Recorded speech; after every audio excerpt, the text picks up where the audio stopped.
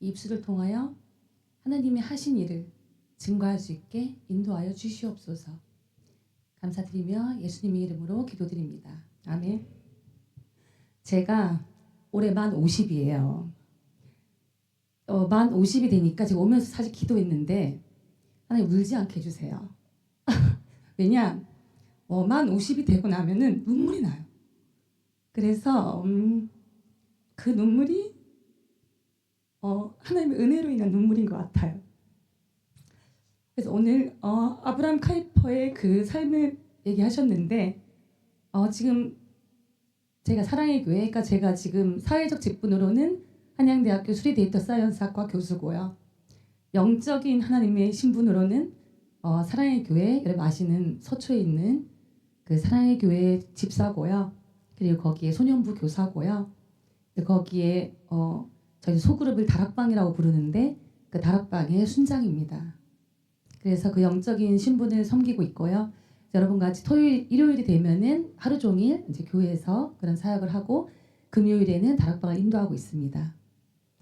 만 50이라고 말씀드렸잖아요. 그래서 만 50이 정말 되니까 참 인생이 훨씬 다르게 보이는데 아까 아브라함 카이퍼의 모든 영역 중에 제가 과학 영역으로 왔지만 오면서 참 많은 생각을 했어요. 하나님 제가 어떤 삶을 할 수 있을까요? 근데 이 오늘의 자리가 사실 우리 사랑하는 제자 은성이 그래서 제가 한양대학교에 제가 이제 한 7년 정도 연세대학교에서 시간 강사를 했고요. 6년은 서울대학교에서 강의 교수를 했고요. 그리고 한양대학교에 옮겨온 지 이제 6년 차입니다. 하나님 한양대학교로 왜 가게 하실까라고 생각을 했을 때 서울대학교에 있을 때는 제가 기초교육원 말하자면 통계학 같은 여러분 교양 강의를 주로 하는 강의 교수였고요. 저는 수학 그 전공 강의 교수가 너무 하고 싶었어요. 수학을 너무 사랑했기 때문에. 그래서 하나님께서 한양대학교를 인도하셨는데 서울대학교는 저희 집에서 15분 거리고요. 한양대학교는 오려면 1시간이 넘는 거리예요. 이곳으로 하나님이 왜 보내셨을까? 제가 하루하루 오면서 하나님이 저를 통해서 하실 일을 이 학교에서 하실 줄 믿습니다. 그 마음으로 매일 출근을 했고요. 한양대학교에 와서 거의 매일 밤 10시 이전에 퇴근을 해본 적이 없습니다. 그만큼 우리 학생들을 위해서 제가 달려왔는데 그 안에 제 마음 안에 하나님 이 청년들 가운데 제 삶을 하나님이 증거하시고 쓰실 줄 믿습니다. 근데 여러분 오늘이 그 첫 자리예요.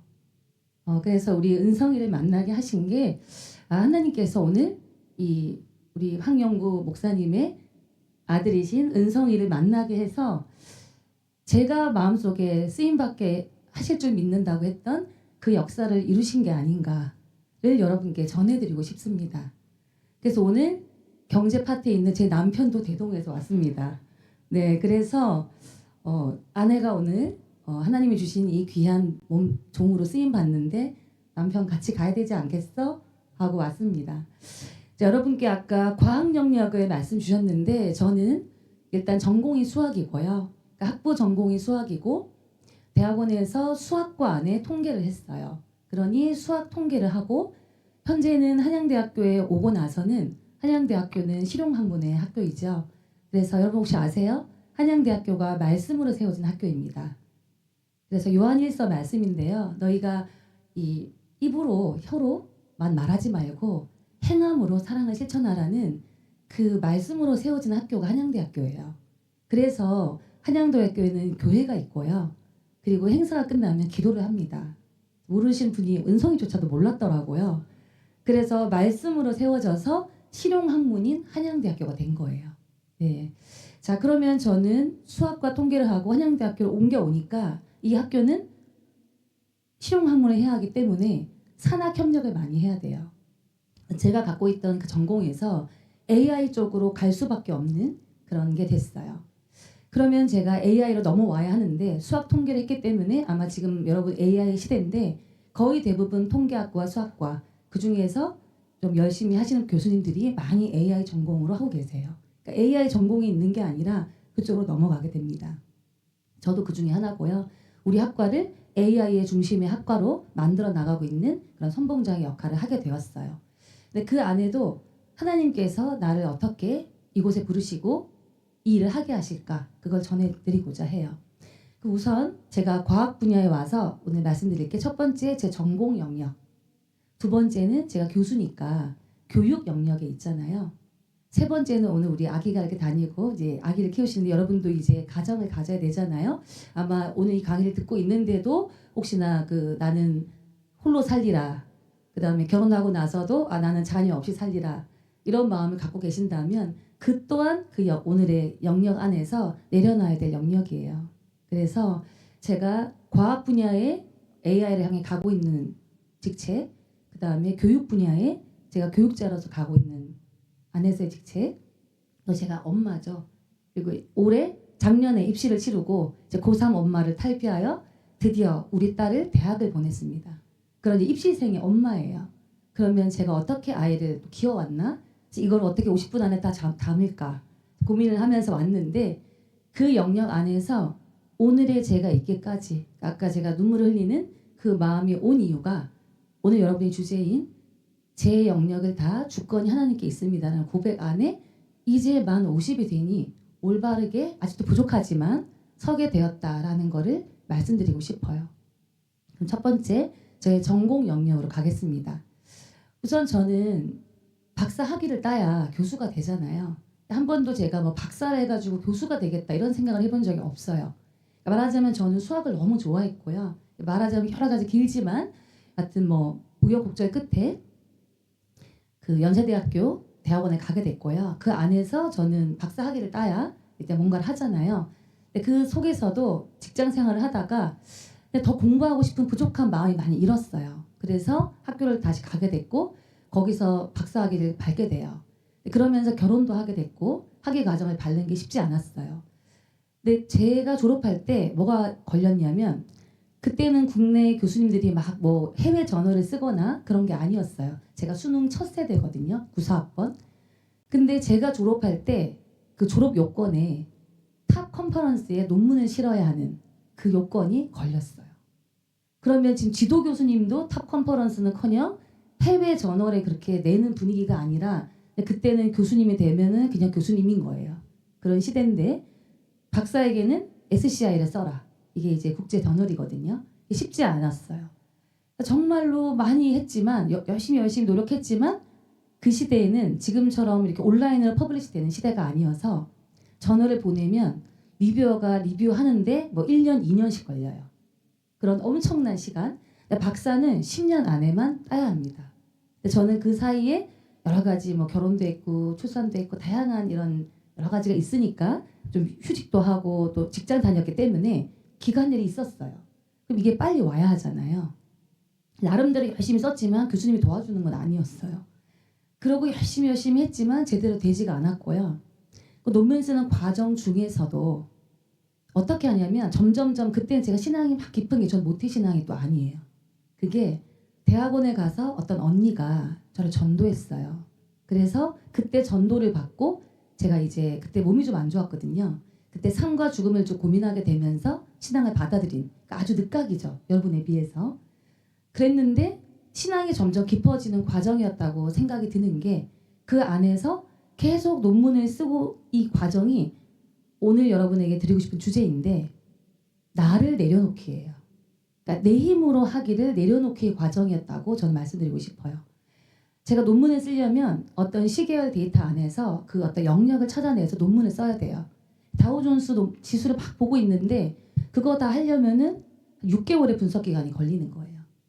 저는 그럴 수 있는 시간이 없었어요. 빨리 논문을 보내야 하는데 정말 제 마음 안에 그때는 신앙이 확 깊지 않았지만 여하튼 기도를 열심히 하는 거예요. 그걸 보면서 하나님 저 6개월의 시간도 없고 제가 어떻게 해야 될지도 모르겠고 이 안에 정말 제가 보고 싶은 그 뭔가 영역이 보이기를 바랍니다. 마음 안에 그런 간절한 염원밖에 없었어요.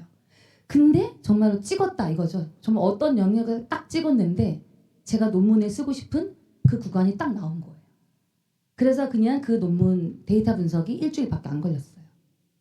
제가 그때 처음 할렐루야 했고요. 그럼 그 남는 시간을 정말 그때는 교회 활동 여러 가지 하면서 할 수 있는 하나님께 그때 아마 제가 영적으로 좀 막 충만하게 그때는 은혜 받으니까 신나는 거 있잖아요. 여러분 그죠? 내 기도 응답 받았잖아요. 보답해야 되잖아요. 그러니까 막 신나가지고 어찌 보면 살짝 여러분 부적과 같은 신앙 갖고 있지 않으세요? 아, 진이야 진이야 내 소원 들어줘. 와, 들어줬어. 할렐루야, 하나님 살아계신 거야. 그러면서 열심히 막 일을 하죠. 그렇게 6개월을 보냈어요. 그러고 논문을 보냈는데 리뷰어가 한 두세 번 이상을 한 2년 걸렸죠. 그러면 리뷰어 3명이면 2명 억셉, 1명 리젝. 그러면 또 프로세스가 진행이 돼요. 그게 몇 년을 갔냐면요. 4년을 갔어요. 그러면 리뷰어가 그 사이 7명 서로 막 체인지가 되면서 7명이 됐어요. 그럼 그 사이에 에디터가 바뀌겠죠. 그러더니 최종 결과가 리젝으로 왔어요. 저는 졸업을 못해요. 이제 이게 마지막 10년을 거쳐와서 마지막 해였어요. 마음이 어떠실 것 같으세요? 정말 이제 학위를 딸 수가 없는 거예요. 자, 그래서 제가 졸업을 앞두고 준비는 다 했죠. 나 논문도 썼고 뭐 했다. 그렇지만 안 돼요. 국제 저널 돼야 된다. 근데 제가 보낸 저널이 뭐였냐면 그때만 해도 저널은 100%까지 순위가 있어요. 근데 상위 5%면 엄청난 저널이었거든요. 그게 거의 상위 5%짜리 저널, 참 겁도 없죠. 근데 그걸 보면서 하나님, 저 이 정도 저널에 하나님 그냥 넣어주실 것 같아요. 제가 이 마음을 먹고 그 저널에 보냈던 거예요. 그리고 이제 학위를 딸 수 없게 됐죠. 그게 한 여름방학 8월인데 9월달 정도까지는 7월 정도? 9월까지 이제 원서 내지 않으면 전 졸업을 못해요. 마음을 많이 다잡고 이렇게 기도했어요. 하나님, 저한테 학위를 주지 않아 하실지라도 아버지 저를 부끄럽게 하지 아니하실 줄 믿습니다. 자, 이게 뭘까요? 힘 빼기를 했어요. 힘 빼기. 그러니까 내 힘으로 뭔가 내 힘으로 응답해 주시니까 이게 있었던 거예요. 근데 그때 제가 아버지 제가 학위를 따지 않게 하신 것도 주님의 뜻입니다. 그리하지 아니하실지라도 저를 부끄럽지 않게 세우실 줄 믿습니다. 하고 제가 정말 손에서 딱 내려놨어요. 진심. 근데요. 저희가 8월 달쯤에 학회를 하나 열었어요. 그러니까 7월 달쯤이겠죠. 저는 9월에 졸업 심사를 했어야 됐고요. 억셉 됐음 이걸 내야 돼요. 안 그럼 저는 제 박사학위는 끝납니다. 10년에. 근데 연락이 왔어요. 뭔가 7월 달에 우리가 컨퍼런스를 하나 하는데 연자를 이렇게 보고 있는데 제가 그때 어땠냐면 제 전을 보낸 그 에디터, 이 에디터 얘 좀 만나고 싶다. 나 정말 나의 이 억울한 마음을 좀 전하고 싶다. 얘 어디서 만날 수 없나? 이랬어요. 근데 7월 달에 저희가 초빙한 연사를 이렇게 보고 있는데 여러분 그 에디터가 있는 거예요. 저희가 한국에 초빙한 그 연사 명단에 그 에디터 이름이 있는 거예요. 제가 정말 그날 이게 뭐지? 그래서 제 동료들에게 에디터가 왔어. 그래서 어떻게 해야 될까? 이 에디터가 와이프를 만나러 가겠대요. 우리 작전을 하자. 그러면 내 후배가 운전을 하고 제가 뒤에 타고 옆에 앉아서 지금까지 있었던 일을 얘기를 한 거예요. 나 보냈고 7년 됐고 7명 리뷰어가 왔다 갔다 했고 다 얘기했어요. 근데 이 리뷰어도 엄청난 거예요. 딱 올라가자마자 다시 내려왔어요. 너 그 저널 다시 나한테 보내고 네 번호 다 알려줘. 그래서 체킹을 한 거예요. 해보니까 왔다 갔다 하다가 뭔가 일이 꼬인 거예요. 너 억셉될 논문이었어. 너 다시 보내. 이게 있을 수 있을까요? 다시 보냈어요. 그러고 열흘인가 만에 억셉 레터를 받았어요. 남들은 기적이라고 하겠죠. 그죠? 제가 그때 우리 동네 사모교회 앞이었는데 딱 그 메일을 받고 주저앉아 울었어요. 그때 할렐루야. 하나님, 내가 힘을 빼니까 아버지 일하시는군요. 그걸 제 영역에서 처음 느꼈어요. 제가 뭐라고 했죠? 하나님, 제 뜻대로 되지 않게 하실지라도 아버지께서 저를 부끄럽게 하지 아니하실 줄 믿습니다. 뭔가가 잘 되고 응답되고 글로벌 인재가 되고 그때만 내 하나님이 아니라 아버지 제 뜻대로 되게 하지 아니하실지라도 아버지 저를 부끄럽게 하지 아니하실 줄 믿습니다. 정말 제가 제 힘을 딱 0%로 정말 내려놨어요. 진심. 그리고 평화가 제 마음에 딱 찾아왔을 때 아버지가 일하셨어요. 그래서 졸업을 했고요. 좀 우스갯소리로 정혜영이 졸업하는 거 플랜카드 붙여야 돼 라는 말이 나올 만큼 이건 기적에 가까운 일이었어요. 그러고 저는 시간 강사 생활을 했고 하면서도 제가 교수가 돼야지 이런 마음을 먹어본 적이 없는데 포닥을 서울대로 가게 됐어요. 근데 그것도 국내에서 학위를 하고 연대 안에서 수학과 안에서 그렇게 간 여자 케이스가 없었어요. 갈 때 그때도 마찬가지입니다. 가서 하고 거기서 강의 교수 TO가 났어요. 서울대학교 안에서. 제가 뭐 될 수가 없죠. 하지만 냈는데 그때 질문이 있었어요. 학위를 너무 길게 땄어요. 근데 제가 말씀드렸죠. 그때는 그렇게 저널을 따는 시대가 아니었다고. 근데 그 저널이 탑 5%라고 했잖아요. 그 탑 5% 가기까지가 힘들었습니다. 그 말 한마디에 과학계니까 그냥 오케이가 됐어요. 그래서 저는 여러분 생각하기에 시간적으로 늦고 뭔가 실패한 것 같고 아닌 것 같은 그 모든 상황이 하나님은 다 일하고 계셨던 거예요. 정말로 제 기도처럼 부끄럽게 하지 아니하시고 그 강의 교수가 되게 하신 거예요. 그래서 지금에 올 때까지 그 경력들이 지금 한양대학교 부임을 할 때에도 교수 경력에 뭐가 나오냐면 탑 10% 안에 저널이 있는가 이런 게 있거든요. 제가 무모하게 던졌던 그 한 편의 논문이 끝까지 저에게 힘이 돼준 거예요. 하나님이 함께 하고 계신 거예요. 그게 제 영역에서 보여드리고 싶은 일인데 그 이후에 제 마음은 어떻게 바뀌었냐면요. 그전에는 어땠죠? 막 제 힘으로 뭔가 열심히 쓰고 그죠? 논문 주제도 제 힘으로 열심히 얻어내려고 하는 혹시 그렇지 않으신가요?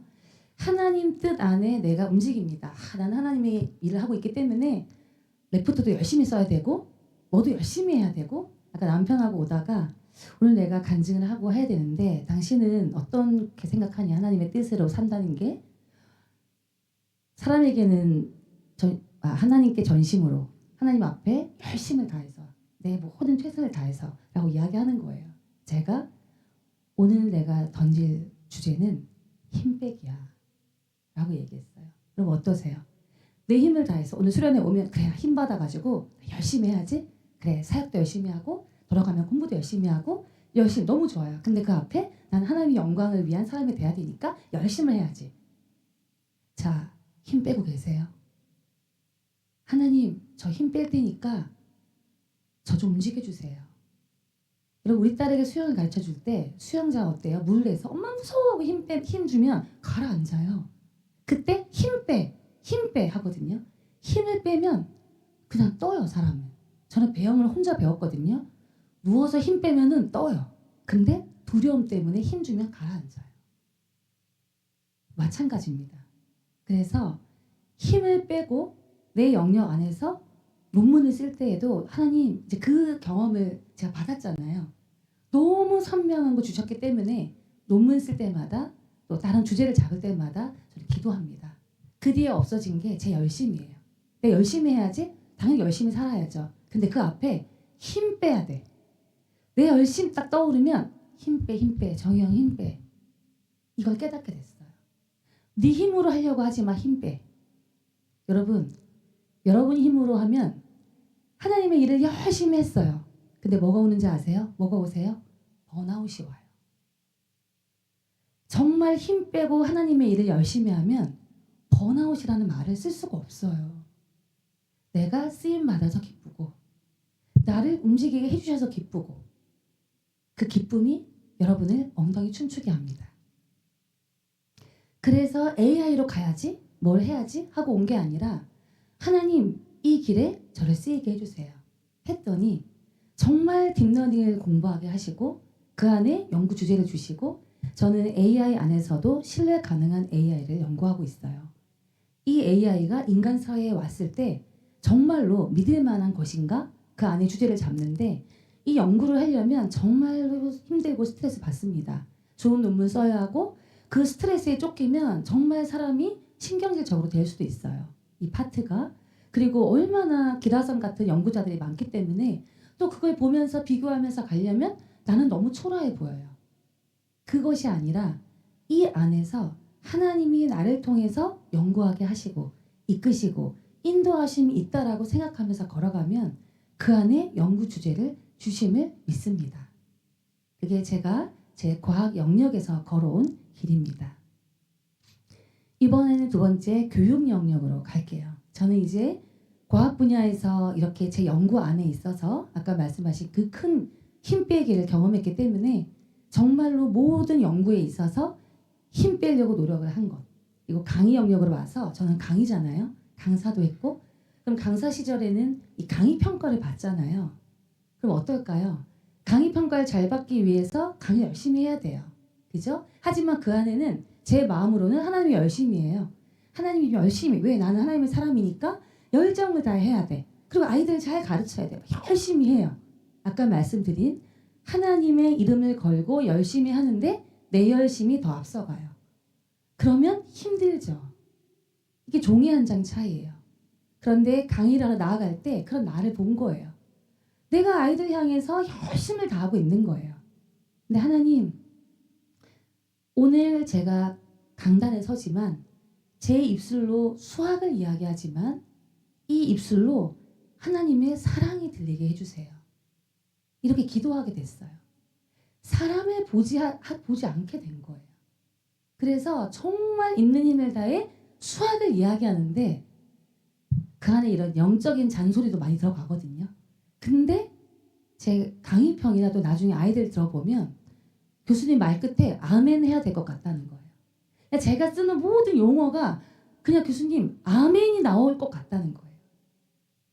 그래서 350명 교양 강의를 할 때에도 뭔가 저는 수학을 엄청나게 얘기했는데 그 중에 한 명이 많은 사람을 그 하나님께로 돌아오게 한 자는 빛과 같이 빛나리라 그 말씀을 저한테 보내주면서 교수님 그냥 아멘 아멘 해야 될 것 같은 말씀을 하고 계세요 라고 하는 거예요.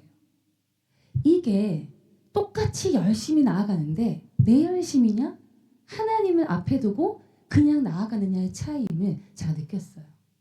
그래서 성적 상담을 하겠다 뭔가 상담을 하겠다고 오는데 학생들은 와서 인생 상담을 하는 거예요. 그러면서 교수님은 무엇 때문에 그렇게 열정이 있으세요? 이런 질문을 하게 되는 거예요. 그러니까 그때 나는 내가 믿는 하나님이 있어서 이런 수업을 한다 라고 간증할 수 있게 하는 거예요. 또 아이들의 인생의 고민을 들어주면서 하나님 앞에 지하주차장에서 엄청 울었던 기억도 있어요. 아버지, 저를 쓰시니 감사합니다. 제가 오늘 강의를 하러 나왔고 아이들에게 성적 상담을 하겠다고 했는데 하나님은 제 입술을 통해서 이 아이의 마음을 만지시고 이 아이들을 위로하게 하셨어요. 저를 쓰임받게 하시니 너무 감사합니다. 지하주차장에서 엄청 많이 울었어요.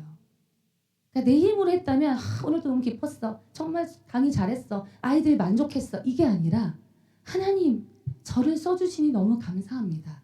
라는 간증밖에는 할 게 없는 삶으로 점점점 바뀌어가는 거예요. 그런 학교 생활을 했고요. 제가 인생을 살면서 이렇게 좋은 말만 하니까 수업 시간에도 막 열정이 넘치거든요. 그래서 우리 은성이가 학생들이 수업 이외에 말 많이 하면 요새 애들 싫어하니까 교수님 수업만 하시면 됩니다. 라고 하는데 그 안에 이렇게 뭔가 이렇게 하고 싶은 말이 많은데 요즘 MZ들이 되면은 그런 걸 별로 안 좋아해요. 네, 하지만 이 속에 바보가 있는 거예요. 그래서 계속 말을 하는데 지금 이렇게 수업 열심히 하고 열정적이었던 교수가 전 마지막에 연세대학교 있을 때는 어떤 얘기를 했냐. 그때 감사해요. 제가 죽고 싶었던 순간이 저도 딱 2번 있었거든요. 그 얘기는 제가 정말 바닥에 쳐서 더 이상 잃을 게 없다. 이런 걸 얘기를 해요. 그래서 그러나 연대에 있을 때는 그때 제가 제일 힘든 첫 번째 시기일 때예요. 근데 그때 신기하게도요. 저의 강의 평가는 최고를 찍었어요. 왜냐? 제가 바닥을 치고 너무 힘들었기 때문에 하나님 아니면 살 수가 없었기 때문에 제 입술에 감사가 있었어요. 그래서 저는 보이지 않는 것이 아름답다라는 말을 좋아합니다. 나는 지금 죽고 싶을 만큼 힘든데 아이들은 나의 감사를 통해서 기쁨 충만한 교수를 본 거예요. 그래서 얼마나 감사를 외쳤던지 그냥 감사, 5가지 감사 이거를 강의 시간에 내내 외쳤어요.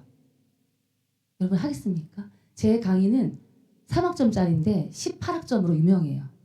3학점인데 별명이 18학점이에요. 그 18학점을 시키면서 또 감사 잔소리도 해요. 그런데 너무 감사하게도 연대의 그 아이들은 그런 저를 받아줬어요. 그래서 제가 5년 연속으로 최우수 강사상을 받았어요. 5년 3학점짜리 18학점 시키고 맨날 잔소리하고 감사를 외치는데 학생이 뭐라고 했냐면 교수님 축구하다가 넘어졌는데 무릎이 있어서 감사. 할렐루야. 진짜입니다. 신앙인이 아닙니다. 갑자기 무릎이 있어서 감사. 제가 수업 시간마다 가서 여러분 반갑습니다 한 다음에 오늘 너무 감사합니다. 여러분 눈 있어 감사하고요. 정말 이랬습니다. 왜? 내가 살려고 했습니다. 손이 있어 감사하고요. 여러분의 학교는 옆에는 대한민국의 제일 큰 병원 세브란스가 있습니다. 옆에는 명문대학 연세대학교가 있습니다. 여러분 신호등 앞에 서서 나는 왜 살지? 라고 고민할 때 저 어딘가의 병실에서 나 오늘 하루만 그 신호등 앞에 서 있고 싶다. 누군가 여러분을 보고 있을 수 있습니다. 여러분 하루 감사하십시오. 이런 잔소리로 시작합니다. 되게 듣기 싫죠? 그런데 그랬습니다.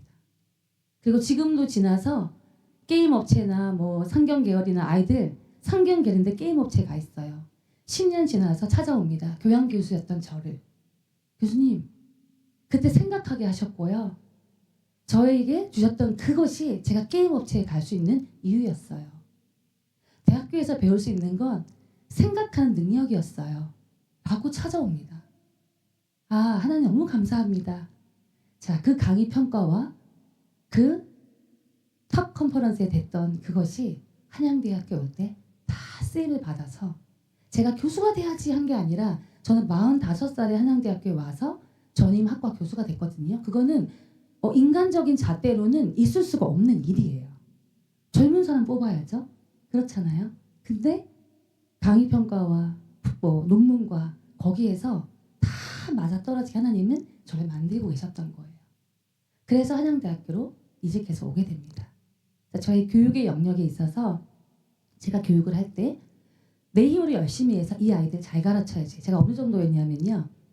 80명에게 레포트를 받으면 그 미분적분학 수학을 가르치면 그 수학을 배운 다음에 문과였기 때문에 그때 왜 이해찬 세대에 문과 수학 안 가르칠 때 있죠. 그때였어요. 그래서 가르친 다음에 매일 오늘 배운 수업을 말로만 요약해서 보내게 했어요. 그런 다음에 그 80명 먹는 아이들의 80명을 다 첨삭해서 다시 돌려줬어요.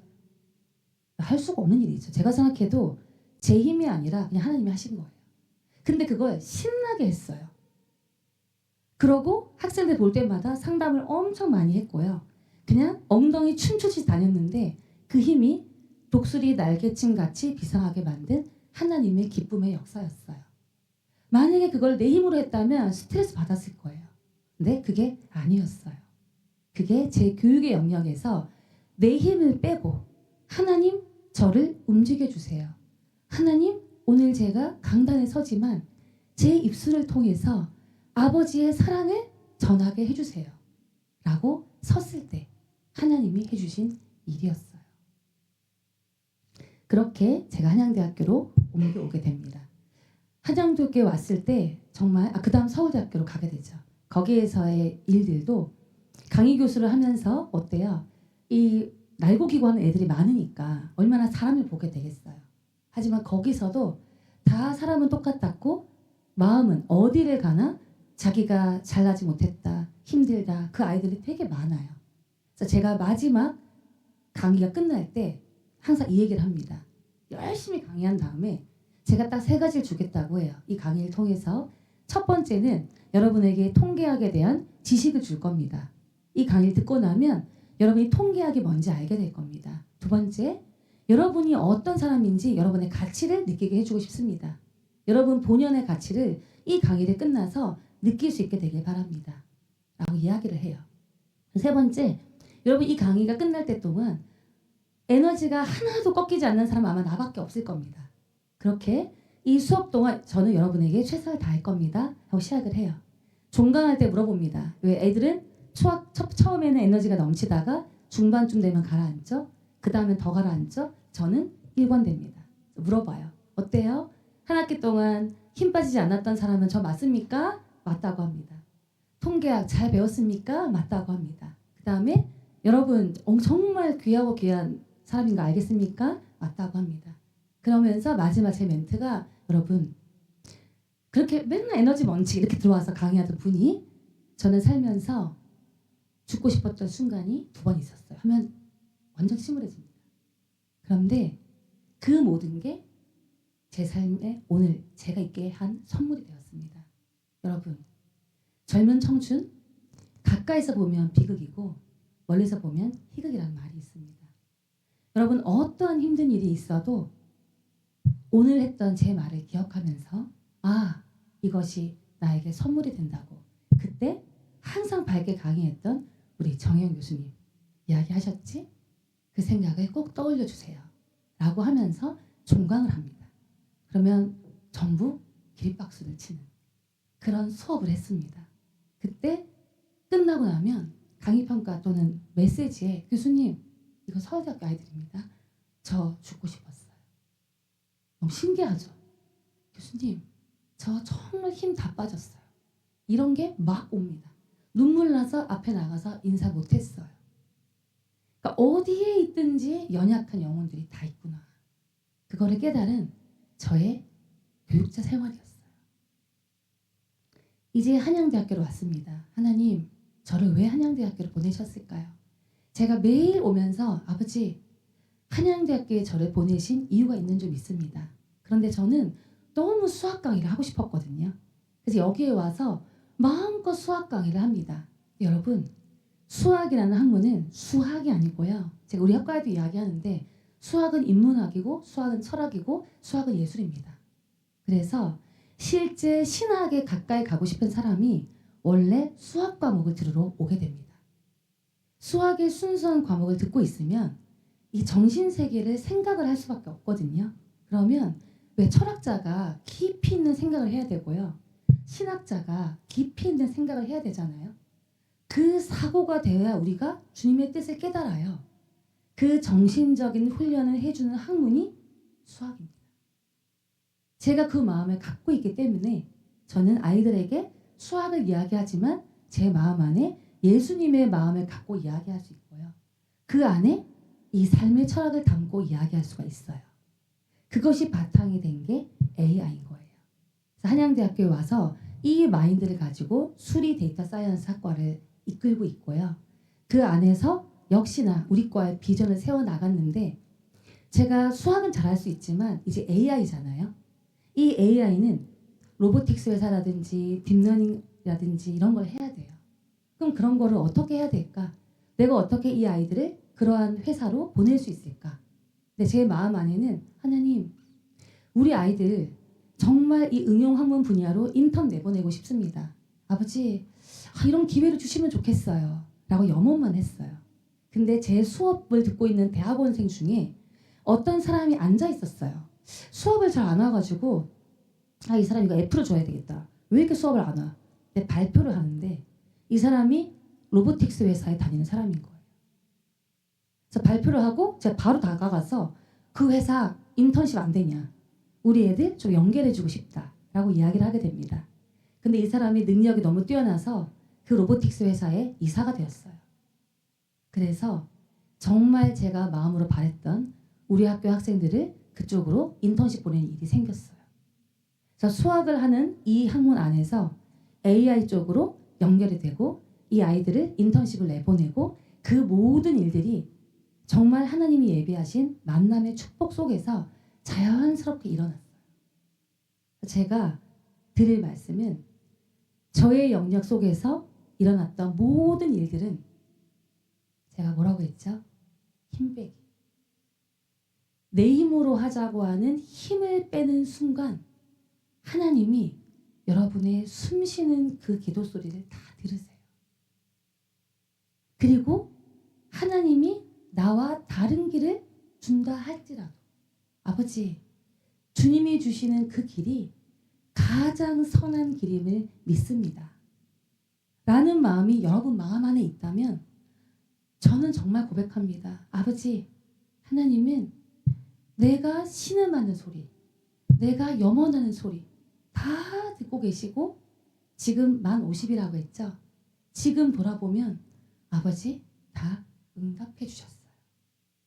그래서 진정 내 안에는 선한 것이 없으니 하나도 없다고 하는 그 사도 바울의 고백처럼 나의 가는 길은 다 주님의 은혜밖에 없었구나. 그 고백만이 남습니다. 지금도 그러면 이제 한양대학교에 와서 열심히 해서 우리 과를 반일에 올려놓았지만 제가 6년간 열심히 뛰었는데 학과나 아이들이나 크게 많이 변하지가 않는 거예요. 그래서 꿈과 비전을 심어주면 아이들이 막 꿈과 비전을 향해서 열심히 나아갈 줄 알았는데 뭔가 그렇게 되지가 않는 거예요. 제가 아까 말했던 번아웃이 오는 거예요. 자, 번아웃이 왔다는 거 뭐라고요? 내 힘으로 했구나. 내가 하나님의 일을 한다라고 말하고 마음을 가졌지만 내 힘으로 했구나. 이걸 돌아보게 되었어요. 아버지, 제 힘 다시 뭐 해야 된다고요? 힘 빼기를 시작해야 됩니다. 그게 제가 그 논문으로 느꼈던 힘을 완전히 빼서 0%가 됐다는 느낌을 느껴본 적이 있으신지요? 다 뺐다. 아버지, 그냥 저 쓰세요. 여러분 수영장에서 힘 다 뺐을 때 둥 뜰 만큼 내 힘이 없다. 아버지, 일하세요. 이 상태가 될 때까지 제 힘을 빼는 그걸 하게 됐습니다. 그래서 아버지, 학과를 위해서 달린다고 했지만 제가 달렸습니다. 다시 회복해 주세요. 하나님이 일하시고 제가 뒤에서 가게 해주세요. 다시 그 기도를 하고 있습니다. 자, 이제 10분 남았는데요. 저의 양육의 영역으로 가겠습니다. 제가 이제 교육과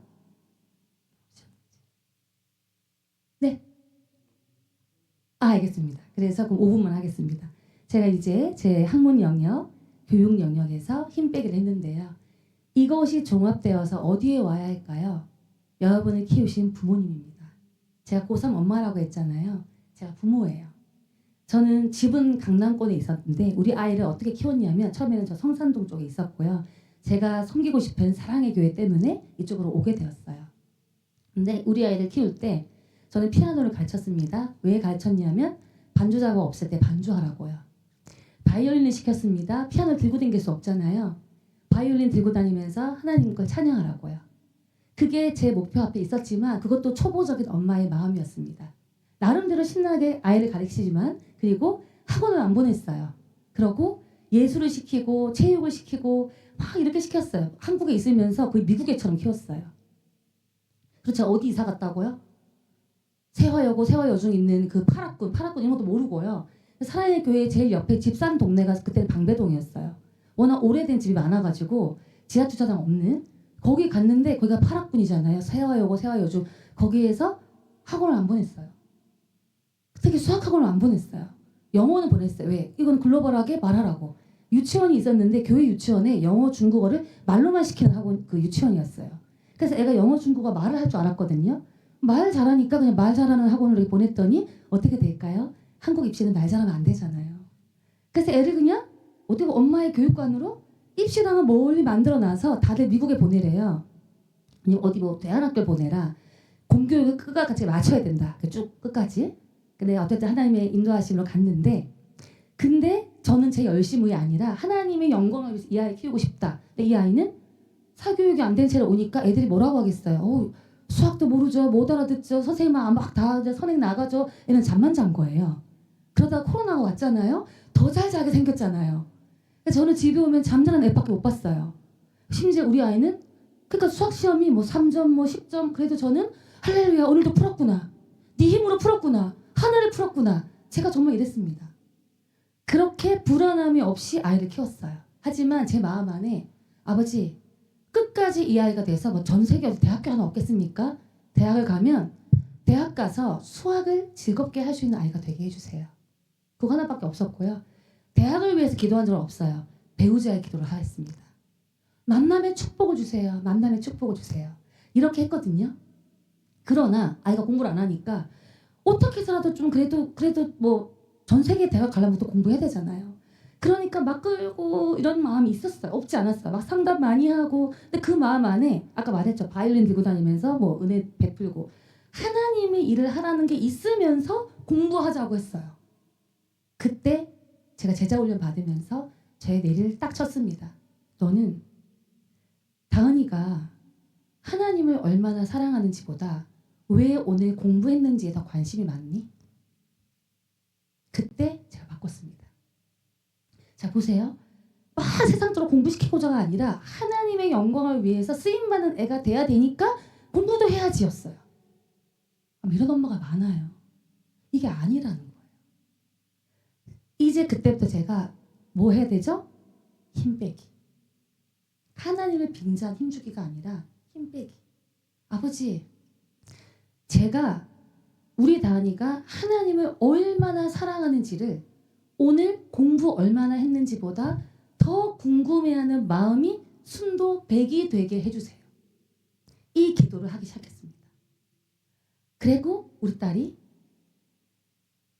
실명을 밝혀가지고 좀 그런데 이제 일반 세화여고는 못 가잖아요. 거기 가면 이제 더 바보가 되지 않겠습니까? 제가 아니라 어디 하나님을 믿는 공교육기관이 없는데 남편 회사 옆에 이화 외고가 있었어요.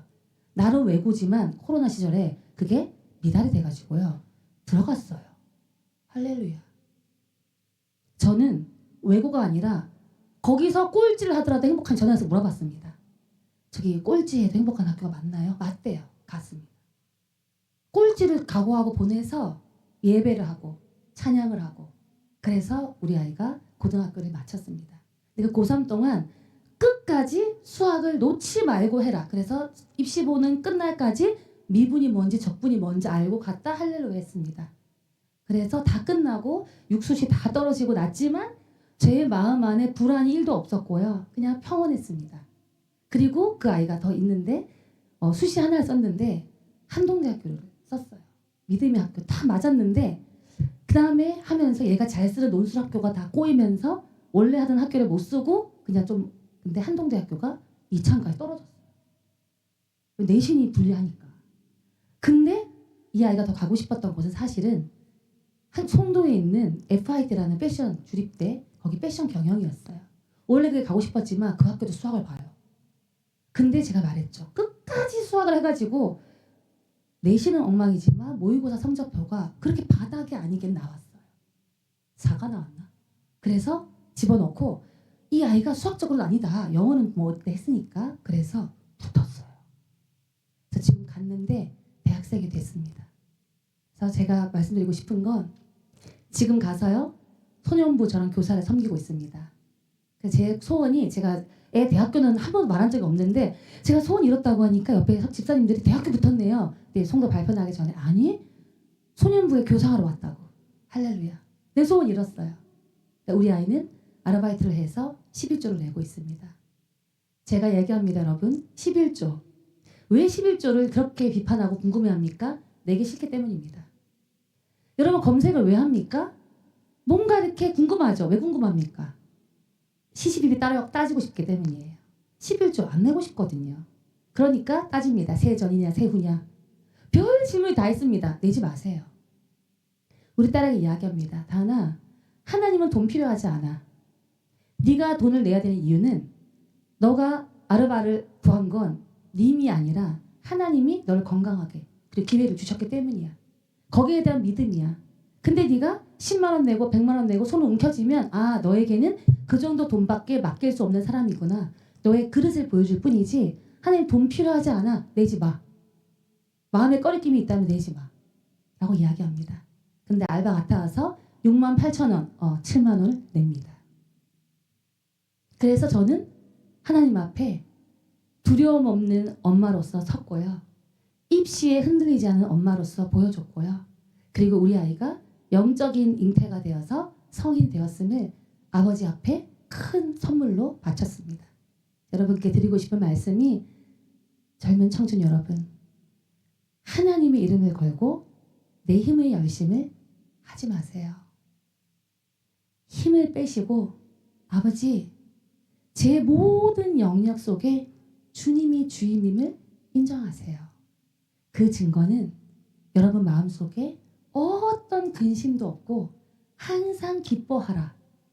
그 마음이 가득한가가 증거입니다. 두려움이 있다면 여러분 베드로 아닌가요? 믿음이 작은 자여 왜 두려워하느냐. 그래서 삶의 문제에 빠져 허둥거리게 됩니다. 여러분 믿음을 가지세요. 그리고 힘을 빼시고 우리 전지전능하신 하나님 아버지를 믿으세요. 그리하지 아니하실지라도 나의 삶을 가장 선한 곳으로 이끄심을 언제나 믿는 젊은 청춘들 되기를 오늘 응원하고 싶습니다. 감사합니다. 네, 우리 다시 한번 명 강의를 해주신 교수님께 박수 드리겠습니다. 네, 감사합니다. 과학 영역을 부탁드렸는데 과학과 교육과 자녀 양육까지 가정 영역까지 오늘 사실은 오늘 오전에 가정에 대한 말씀 묵상했거든요. 근데 자녀에 대한 걸 좀 많이 못했는데 오늘 또 모델을 보여주셨습니다. 너무 감사한 것 같아요. 사실 저도 이제 자녀가 이제 막 태어나고 했기 때문에 교수님처럼 기도하는 거는 그런 기도예요. 하나님, 이 아이가 저보다 더 하나님 사랑하는 아들이 되게 해주세요. 우리 위에 세대보다 더 하나님 사랑 많이 하는 자녀가 되게 해주세요 라고 기도하는데 말은 쉽지만 지금 이제 29개월밖에 안 됐는데 그게 늘 부딪히는 게 보이거든요. 그런데 이렇게 성인이 될 때까지 그 모습을 보여주신 교수님께 너무 멋지다고 말씀드리고 싶습니다. 네, 혹시 오늘 과학 영역부터 가정 영역까지 강의를 들었는데 질문 있으시면 한 두 사람만 질문 받도록 하겠습니다. 네, 질문 있으시면.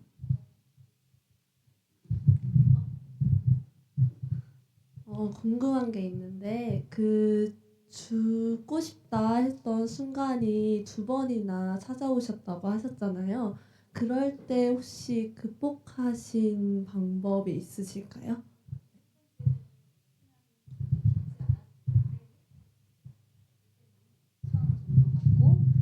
깊지 않았을 때예요. 그때 정말 책을 많이 봤어요. 그리고 정말로 그 박완서 시인 뭐 이런 거 여러 가지 삶의 어려움 겪은 책들 많이 보면서 그걸로 극복하려고 했었어요. 그래서 그래도 아마 그 안에 근데 느낀 게 마음이 가난한 자는 복이 있나니 정말 제가 잃을 것이 없이 처음은 그게 아니고요. 더 젊었을 때 그때 신앙이 없을 때예요. 그때는 정말로 그냥 죽고 싶었다 하지만 막 좋은 책들 찾고 이렇게 어릴 때예요. 그 첫 번째가 그랬었고요. 두 번째는 이제 제가 신앙이 살짝 삭될 때, 그러니까 신앙이 없을 때는 어렵기 때문에 그냥 진짜 힘들다 죽고 싶다 집 나가가지고 막 이러면서였고, 두 번째는 신앙이 처음 생기고 나서 그때는 정말 책을 많이 읽었고 정말 말씀을 많이 접했고, 근데 정말 가난한 자여 더 잃을 거 없이 나 지금 죽어도 상관없다 하고 바닥을 내려가니까 여러분 정말 마음이 가난한 자에게 더 큰 평안함을 느꼈습니다.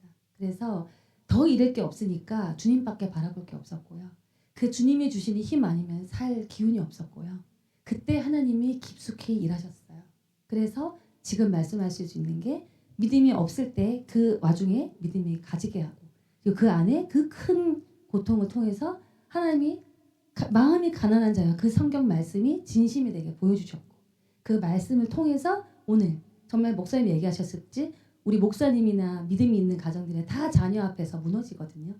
말로는 열심을 다한다지만, 하지만 오늘 제가 고백하는 정말 고3 엄마지만 마음에 1도 두려움이 없었던 그 마음까지 인도하심이 다 그런 고난을 통한 선물이었다고 지금은 고백할 수 있습니다. 그래서 그 힘은 말씀의 힘, 마음이 가난한 자에게 부어주시는 나밖에 없다, 하나님밖에 없다의 그 상황에 갔을 때의 힘, 그겁니다. 지금 가지신 상태에서 하나님이 힘이 되면 없는 상태에서는 더 크게 하나님이 힘 되심을 느낍니다. 그게 제 힘이었습니다.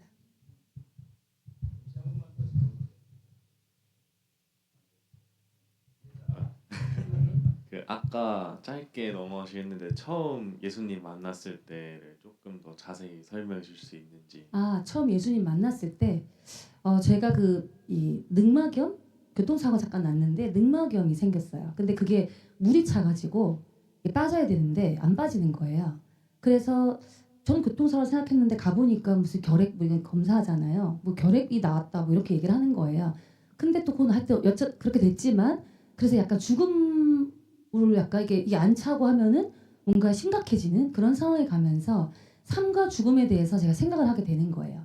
그때 아는 언니가 전도를 했었는데 그때 저한테 뭐라고 했냐면, 네가 아무리 착한 일을 해도 천국을 못 간대요. 저 약간 착한 신드롬이 있었거든요. 그 이해가 안 되는 거예요. 사람이 착한데 왜 천국을 못 간다는 거야? 계속 논쟁을 했어요. 근데 저를 보고 알았습니다. 아까 제가 뭐라고 했죠? 강의평가. 내가 열심히 강의평가 잘 받고 다른 사람한테 착하게 보이려고 저는 오리처럼 이러고 있는 거예요. 내 힘을 다해서. 그럼 나와 종이 한 장 차이구나. 내 힘을 다하는구나. 이게 딱 와닿으면서 그 언니의 말이 이해가 됐어요. 그리고 그 언니가 일산 동원교회로 저를 전도했었는데 그래서 제가 교회를 처음 발길, 삶과 죽음 그러면서 치유가 되게 됐고요. 퇴원을 하게 됐어요. 세브란스 입원을 했었거든요. 그러고 나와가지고 교회에 딱 들어갔는데 이 찬양을 듣고 하는데 눈물이 쏟아지는 거예요. 그러니까 하나님이 이미 그 모든 것을 내가 믿지 않을 때부터 예비하셨구나 하면서 제가 대학원 한 2학기 때니까 24, 셋? 둘? 그때 처음 믿음이 들어왔고 그때부터 지금까지 신앙생활을 하게 되었습니다. 혹시 더 질문 있으신가요? 네, 이제 더 질문이 있으신 분은 네, 이따 식사 시간까지 이제 해주신다고 하시니까 특별히 과학 영역이 계신 분들 테이블에 가셔서 대화 나누시면 되겠습니다. 다시 한번 감사의 박수 드리겠습니다. 감사합니다. 네, 지금 5분 정도 휴식하고요. 다음 복지 영역 특강 강사님 오셨습니다. 이따가 내려오실 텐데요. 잠깐 쉬시고 어제 밤새신 분들 네, 깨시고 네, 물 드시고 하시면 되겠습니다.